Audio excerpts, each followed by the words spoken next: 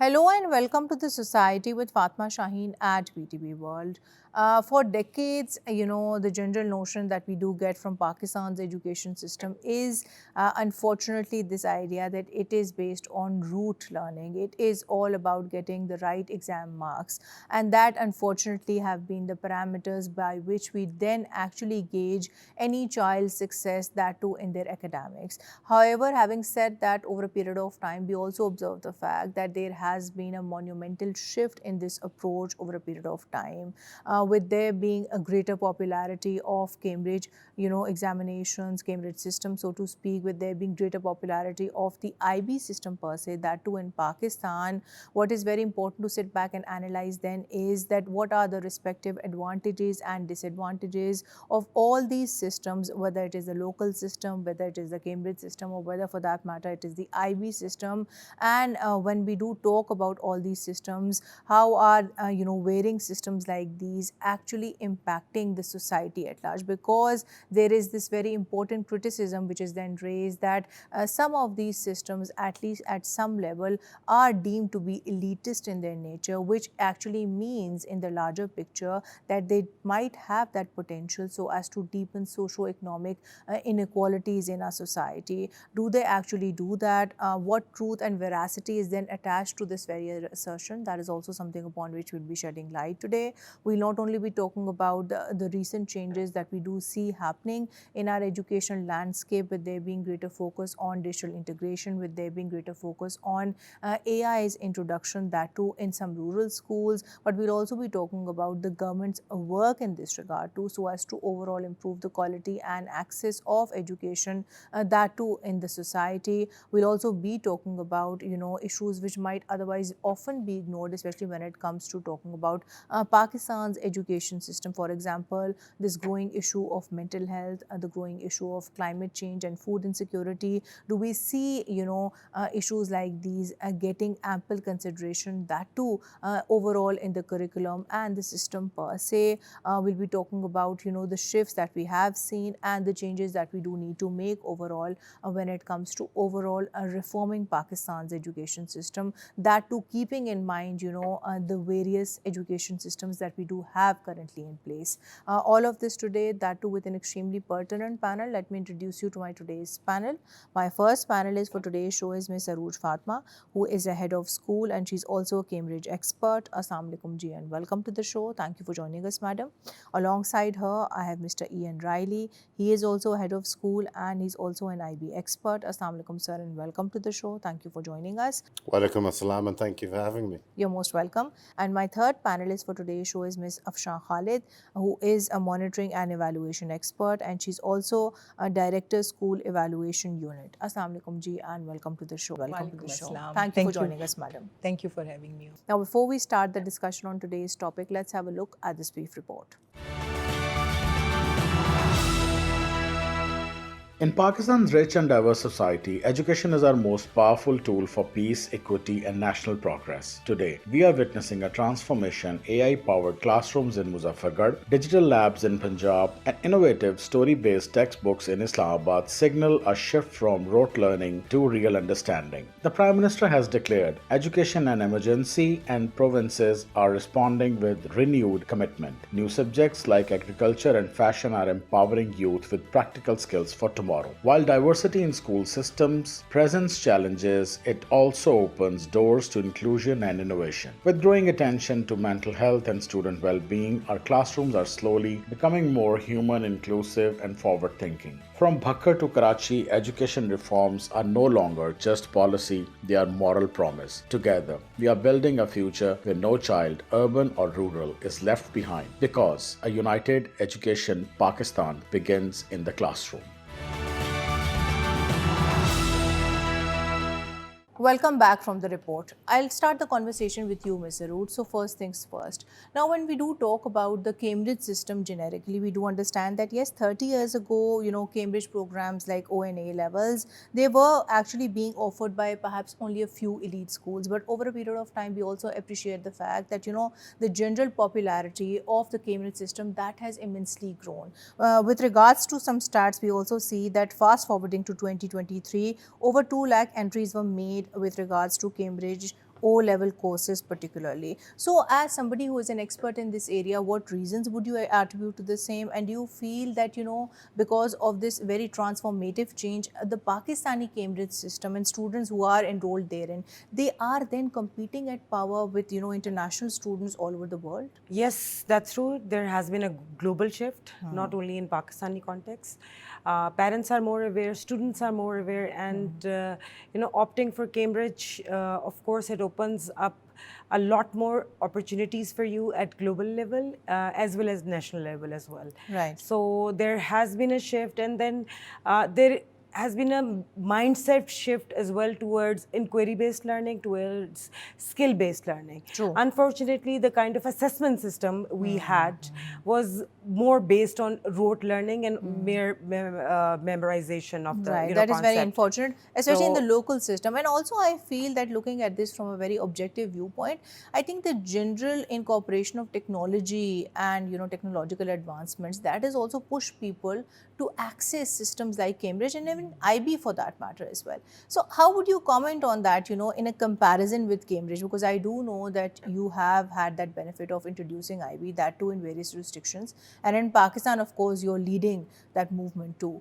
So, how would you compare and contrast an IB education with that of Cambridge? I think, the first thing that I would say about the IB that many people don't know is that the IB system is actually older than the Cambridge system. Right. And again, one of the other things that people don't know about the Cambridge system in Pakistan is that I was the final year of O-levels in the UK before they changed it to the Right. GCSE model. And, when we talk about skill development, when we talk about inquiry-based learning, when we talk about students becoming lifelong learners, that is something that the IB does successfully. That's very rightly put by yourself, sir. But in addition to that, when we do talk about IB particularly, one thing which I found particularly interesting about it is the fact that, it does inculcate that basic sense of civic responsibility, also emphasizing on, issues like community service, and then, the need for students to learn life skills programs and, have that skill development in that area, basically. So do you not feel that at least in that regard, perhaps IB is better off compared to the other systems? I'm sure Afshan will also have something to say on this. But in terms of the skills that they have, I mean, when we look at the 2024 Economic Forum for Employment, they're looking for AI adaptability. They're looking for affective skills. They're looking for service focus, research skills. And these are all the different skills that are taught from nursery Right. all the way up to DP2 or A2 for Cambridge. And it really does make it relevant to the future workplace. So we've had the debate, Cambridge and IB, of skills versus knowledge, but it can't be skills versus knowledge. It must be together. Absolutely. And Right. it does enhance the child for the future and beyond. It has to complement it basically. Absolutely. I think this also goes back to the basics on which I think you would want to comment further, because you've had that benefit of working with both the systems, Cambridge as well as IB too, that it all depends on the students' particular career goals and the learning outcomes that they are trying to achieve from their education too. But when we talk about this more holistically, madam, what do you feel are the strides that we have made when it comes to overall improving the quality of education, that too in Pakistan? Because one thing is for sure, and that is that the government seems very focused on prioritizing education in ways more than one. We've seen, our Chief Minister Mariam Nawaz Sahiba leading so many, important programs on the same. So how would you comment on all these programs, and why do you feel is this focus so important if we want to actually, make an impact when it comes to improving Pakistan's education system? Personally, I feel that no matter what board or what external means of education students are following, the most important thing is to make them global citizens now. So the entire canvas, when we think of education, has changed or is evolving for that matter. From a time when teach to test and rote learning and exam-focused education was essential, now it's all about integrating technology, about collaboration, about group work, about project-based learning, so hands-on immersive learning, Right. so that students are prepared as global citizens. And that's right? very important. And also, not is. to forget the very important impact of technology here as well, and Absolutely. digital outcomes, so to speak. And then we've Absolutely. recently also seen that Islamabad schools, they have actually, brought about story-based textbooks, which is very important, that too for the year, academic year 2025. Because, see, True. I think at some level, we also need to be more innovative with regards to our curriculum, our teaching methods, and so many other things. But I'll come towards you, Arooj, and I would want you to add to this further, more from your own line of work. So when we do talk about, overall improving the education system, be it with regards to the IB system, Cambridge system, or even the local system, one thing that we do observe is the fact that, leadership here, that plays a very important role. Now, studies also suggest, interestingly, that when it comes to female leaders, especially those who do lead schools, and I think you can talk about this from your own personal experience too, they have that benefit of perhaps being more empathetic towards students, because women, by their very nature, their emotional makeup, they are more compassionate, maybe perhaps compared to men. And even when we talk about this from another angle, like for example, we do see political leaders, like again our current Chief Minister of Punjab, being very passionate about leading such important education programs. Do you feel that gender here particularly, that makes a difference when we talk about ensuring that we put the right people in the right place, so that they actually give down the right policies, they ensure that the resources are there, they are distributed properly, and they do so many things which would then be in the interests of the educational organization? Women are inherently more compassionate and empathetic when particularly comes to children. This is how we've been made. But what really matters in the leadership is not the gender, is the kind of skills you bring into the role. Right. It's the relational leadership, that we talk about, and then the kind of vision and purpose you bring in, with your role as well.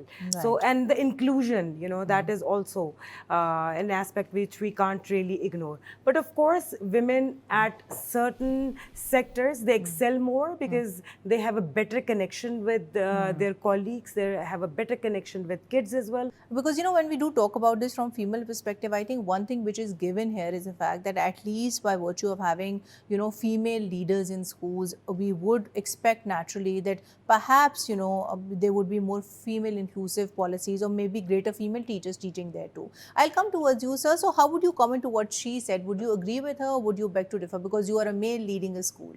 Yeah, I was very looking forward to giving feedback on that. Of course. I would absolutely disagree with it. Okay. Because, at the end of the day, yes, you do have, if you want to use the word maternal instincts, of course, as females, and paternal instincts as males. Now, one comment I would make is that you can't be taught to be a teacher. You're born a teacher. So any person who has an interest in education has to have that passion from birth. And they do. So it doesn't matter if it's a man or a woman. It's, as you said, whoever is in that position needs to be in the right position. Right. That's But the sir, key. when we talk about this generically, going back to what you just said, if we are to analyze and move forward, what would be the key shortcomings that you would, as an educational expert, then identify when it comes to leadership positions, that too in our education landscape?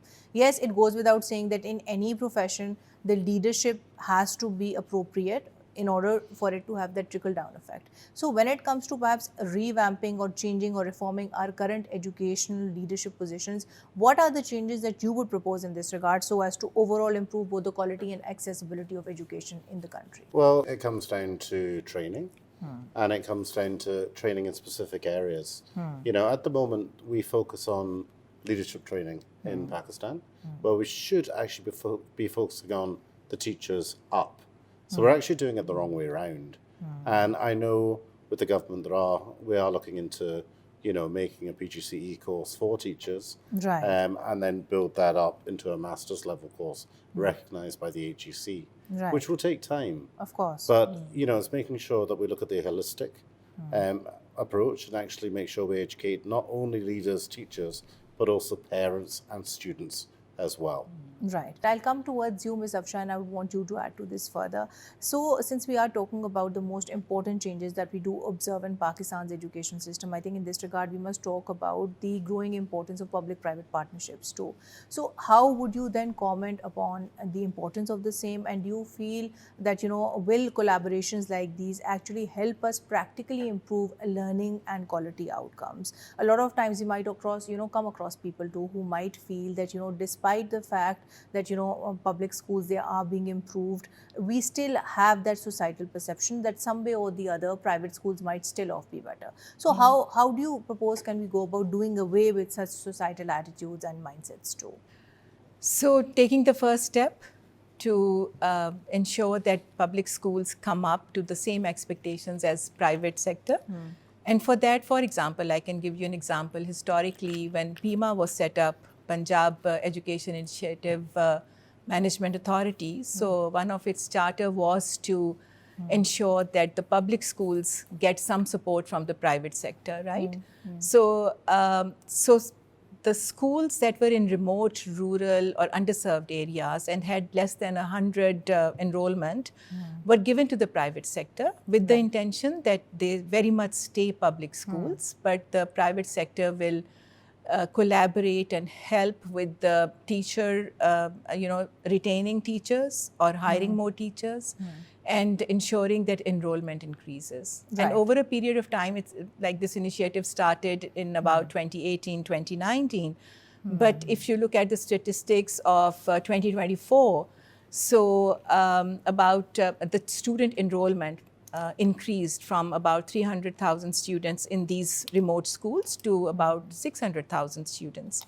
And why? Because the teacher attrition was addressed and the teacher vacancies that were there, even the positions, the vacancies were sanctioned, but there were no teachers in classrooms. Right. But from 9,000, approximately 9,000 teachers, the number has increased now to about 21,000 teachers. Right. So if we have 21,000 teachers in classrooms now and the enrollment is increasing, so it is a step in the right direction. And not only that, madam, I think we must also talk about the fact that we've seen the government actually equip schools across the province with smart classrooms, Absolutely. with digital labs, and that is something that must be given due consideration. So I think initiatives like these will also perhaps at some level help public schools maybe in some ways better compete with the private institutions too. So I think it's only fair that we look at this more holistically.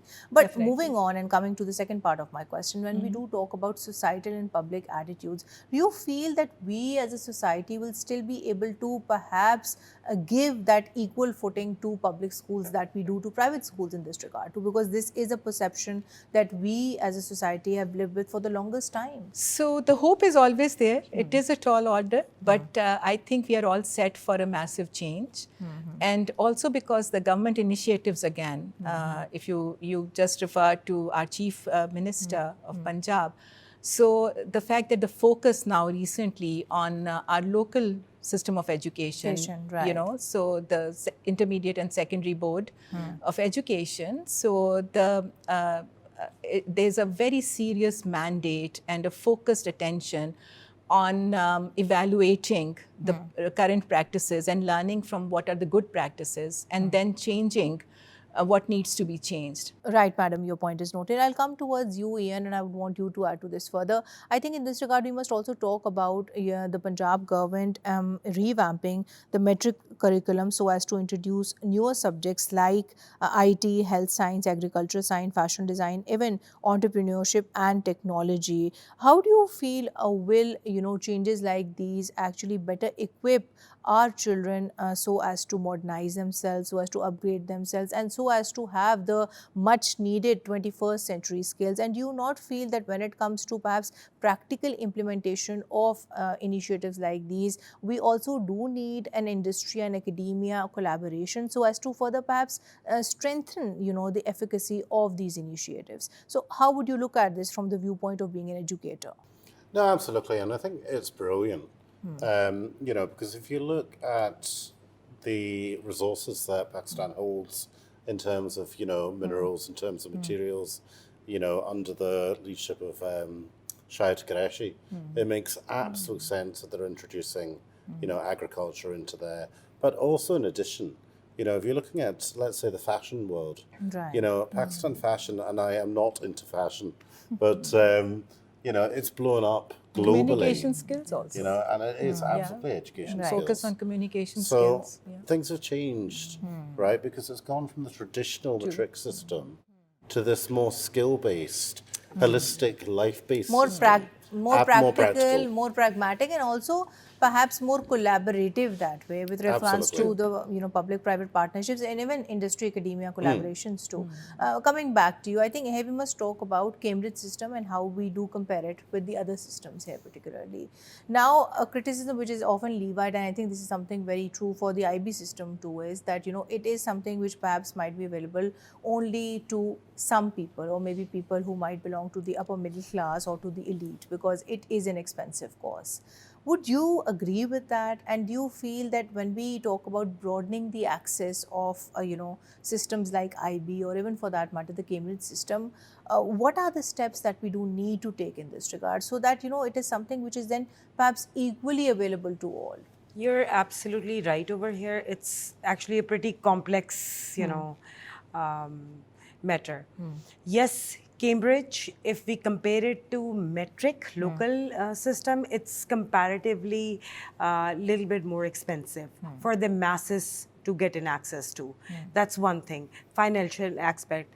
The second aspect is the accessibility of, this curriculum.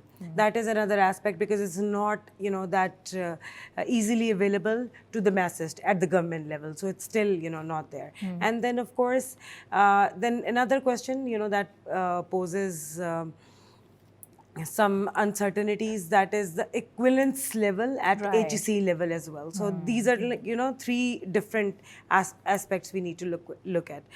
Recently, a lot of changes has been made, and I have seen there were like a couple of months ago. I've seen there was a visit from Cambridge, and they have actually Right. initiated some projects with government as well, which I think so. It's a great step towards bridging that gap.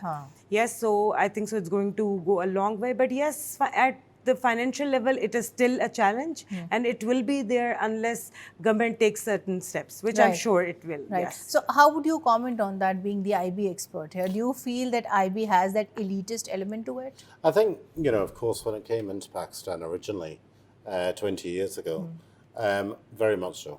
It was there for the elite only. And it's been over the last 5 years that has changed. So, with Bela Jamal, of course, we have Sanjay Nagar, which was set up 10 years ago. And actually, they charge 1,000 to 1,500 for an IB education a month. Yeah. Right. So the education philosophy behind the IB is education for all. So now what we're seeing in Pakistan is people like the Rupani Foundation in Gilgit, Crescent Model High in Lahore, and many other schools actually offering affordable education, if not free education, which is IB for all. So again, that's the inclusive nature behind the IB as Right. well. Right. But Arooj, I think here something that we must talk about in this regard is also the fluency with which people actually speak English language, because this we understand has been a very pertinent issue in our education system. And I know you've had a lot of experience teaching trainers too, and then of course teaching students too in this regard. So if you were to make that evaluation as an educational expert, do you feel that English language itself has it actually the not only the level of fluency but the level of comprehension?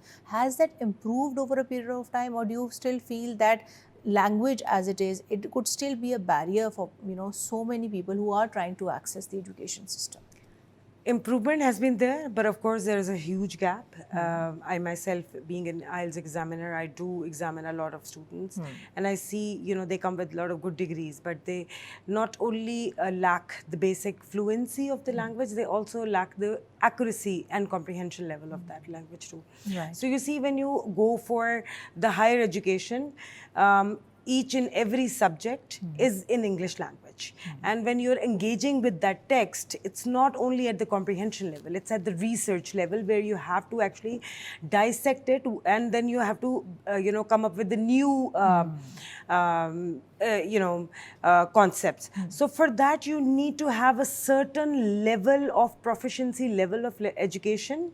This is why IELTS is there, TOEFL examination is there, because this is what it makes sure. It gives you that certificate that you have acquired a certain level of proficiency, which can help you, compete globally, as well as, frankly speaking, nationally as well. Because if you are well spoken, it gives you that competitive Right. advantage I think it just makes in you more employability. confident overall, generally. Yes. Madam, for people whose English might not be that, fluent, who might be not be very proficient in the language itself, what tips would you give to the people out there, more particularly the students and the learners I'm talking about here, that how is it that they can improve their English? Because the entire purpose of the show is also informative and educational. So what tips would you give to people out there? So the most important thing is our social media technology, because everything is at a tip of a finger away, right? So even um, if you think of our illiterate people, people who are in households, caretakers, and they're also all the time on the phones. And it's very interesting to see that their accent or their comprehension power is a lot better than it used to be some years ago, because they are so used to listening to what is there on social media, on television, etc. Even if they can't comprehend a lot, but that's. So my tip generally to teachers, for that matter, would be to stay tuned to what children are listening to or what children are watching on the television, because at times we also see that our students' proficiency, language proficiency, is better than that of teachers, That's right? so true. So there needs to be that concerted effort and a conscious effort to learn the language. Language acquisition doesn't come from just reading to yourself, silent reading. Yeah, it's always about practicing that, Talking in that language, exactly, reading up on conversing it, in that right, of language, course, and see mother tongue. How do children learn their mother tongue? Because they're conversing in that, and even if they're not speaking.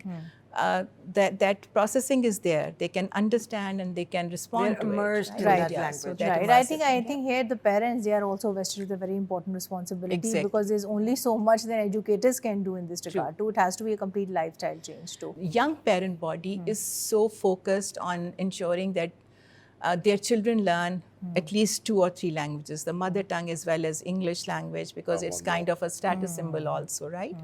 But when it comes to the teacher generation, the teachers in the schools, so there's a certain resistance or a shyness maybe to, Right. practice that language. Right. So perhaps greater, prioritization and focus on continuous professional development for educators. Absolutely. I think that is Yes. something that is the need of the hour then. Yeah, Right, madam, your definitely. point is noted. I'll come towards you, and moving towards the end of the show, I think what we must talk about before we conclude today's show is the growing importance of, digitization, that too in Pakistan's education landscape. And of course, the growing concern that parents do have with regards to increasing use of, mobile phones, of screen time, so to speak. At one end, we do understand that yes, digitization, technological advancement, social media is very important when it comes to overall improving people's access to education. But on the contrary, we also appreciate the fact that when it comes to the dark side of, technology, we can, expect it to have a negative impact, more so on people's mental health too, and that is a very pertinent challenge. So how do you, as an educator, then propose, can we find that right balance where we ensure that, all these gadgets and exposure to the same is something which is truly educational and it has a good intention, it is purposeful in that way, and it doesn't, negatively impact the students out there? So how can that balance be struck? Excess of everything is bad, of course. And then, the biggest escape the parents can get is exposing kids to the gadgets, because, it takes the attention away. And being busy parents, and particularly nowadays, both parents, they are earning. So that is the reason, the use of internet or use of these digital devices have increased over the year. And of course, it's the popularity as well. You see, if we really, really want to make sure that our, kids, they have access to these devices, at the same time we have certain parental checks. So what are they exposed to? That is also very important. We Right. can't really forget that.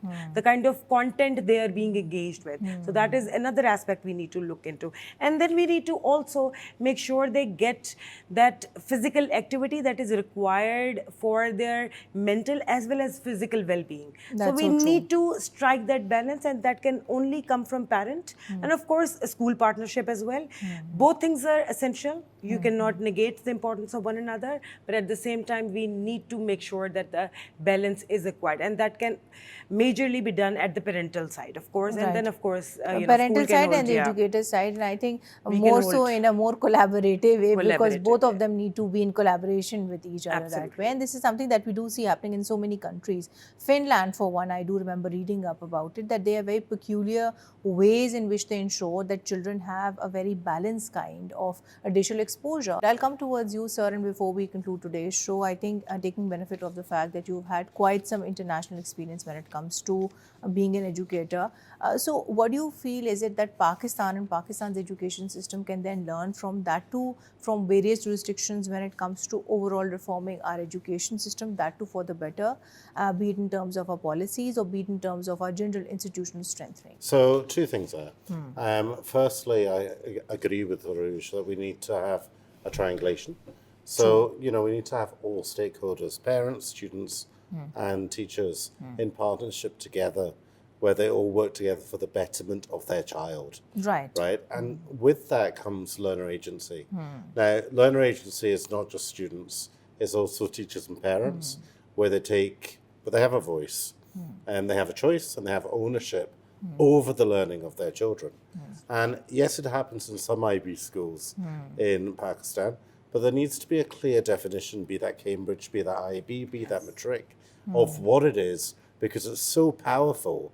It can change the culture and the environment and the learning attainment within the school, because that's also part of my doctoral thesis as well. That's very important, and that is something that we definitely need to focus upon, right, sir? I'll come towards you, and before we conclude today's show, my last question to you would be, to wrap up today's conversation, I think what is very important to talk about in this regard is, the way AI has impacted the entire world, that too with regards to education particularly. So how would you then, bifurcate the impact of AI, that too on Pakistan's educational landscape, not now, but perhaps maybe a decade from now? And when it comes to incorporating important issues like climate change, like food insecurities, issues which are perhaps not that important, maybe even a decade ago, do you feel that Pakistan's education system has or will have the potential to do the same? So how would you look at this from a more future-oriented, perspective? I totally agree that Pakistan has the potential. Pakistan has some of the best minds when it comes to technology, when it comes to artificial intelligence.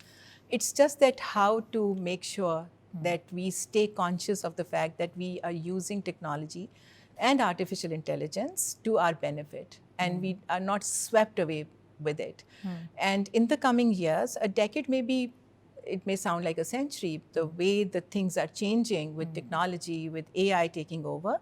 So we need to fast pace our thinking and ensure that we see AI is just a tool. It can ask questions, but it will ask questions when it is prompted to. So what kind of prompts are you giving? What kind of information is going in? Exactly. Basically. So, and also what kind of information we require. Of course. So we can use it in a way where it saves time. I can give you an example that there are certain school systems that are generating lesson plans from AI, right? So, teachers used to spend hours making lesson plans, but if a lesson plan is generated, then the human mind ensures that what kind of students are sitting in the class, and does this support their learning or not. So this is where we stay ahead of AI. Right. So to wrap this up, I think what we do need to consider in this regard is that there is a dark side to AI, like any other technology, like any other thing. And when it comes to its usage, it definitely, by all parameters, needs to be constructive. It needs to be responsible by that virtue. On which note, I would like to conclude today's show. Thank you so much, Mr. Arooj. Thank you so much, sir.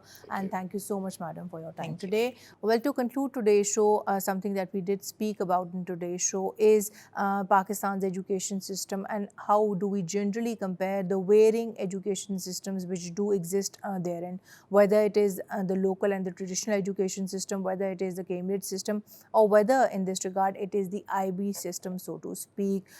It goes without saying that, systems like these, they in themselves do actually improve people's access to education per se, as it is in Pakistan. But what we cannot ignore is also, of course, an argument on the contrary, which is the simple fact that do they or do they not end up, deepening that socio-economic divide, that socio-economic inequalities which do exist in our society. And if they do, then this is something that we do need to consider and, of course, do away with as a society. Having said that, when it comes to overall improving Pakistan's education system, it goes without saying that yes, we do need perhaps more inclusive policies, we do need better infrastructure, we do need to perhaps train our educators better. But something that we do need to prioritize the most is the fact that we do need to invest in skill development of our children, that too in a way that, they are taught that ability to question things, to think critically, because education, by virtue of being education,